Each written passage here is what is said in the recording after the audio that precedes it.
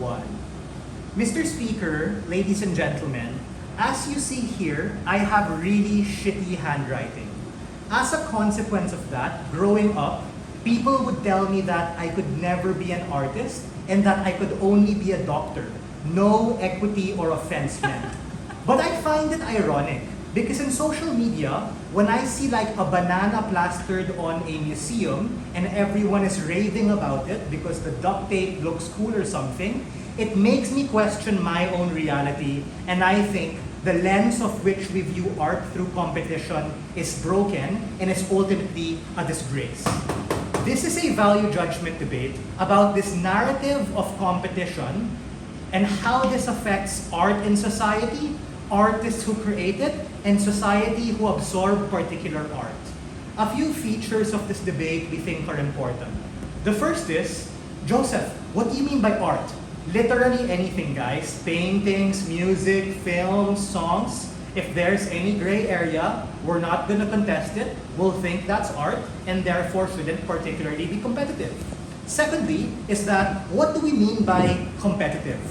This particularly looks like critics and art snobs in these galleries and in high society who are often elitist in nature, telling you what good art is and what shitty art is, and oftentimes, who put these people there? It's oftentimes by virtue of circumstance and how this snobbish high society nature looks like that actually creates a definition of what particularly these things are. And we think that this becomes the ultimate FU to these particular individuals who for far too long have held a monopoly of opinion and of power, which even lead to having moral and ethical high ground of, oh, I'm an artist, I'm cultured, you are a swine, you are not.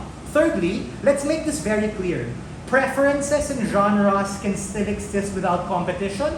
People still can gravitate and lobby and cancel particular art they don't like.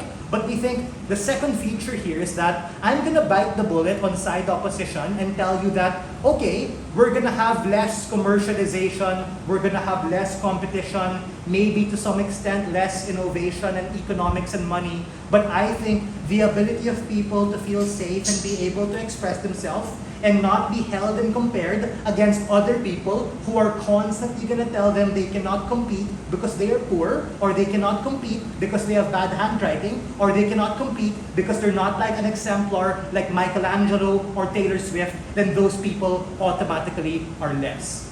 We think the last feature of this model is that you can still get money by virtue of true authenticity. You being able to save upon it, your fans giving genuine donations to support your cause. Like I mentioned, you can still garner a certain sense of following. So if side opposition later on wants to launch an attack against this whole starving artist bullshit, I think this whole starving artist BS actually happens in side opposition when you create a sense of competition, when you create a sense of winners and losers, and you create a sense of art being good and art being bad by virtue of the social constructs and standards set apart by those people who are often political or economic elites. Before I move on to my case, any POIs? I'll take opening if you have one. If not closing, go ahead. 3, 2, 1. Cool. Moving on to my first argument. My first argument is why rejecting this notion of competition in a value judgment about art not being competitive democratizes art and lowers the barrier to be able to create, enjoy, and access that. And that ultimately has a trickle-down effect, like I mentioned in my pre-oration, about art, the artist, and society.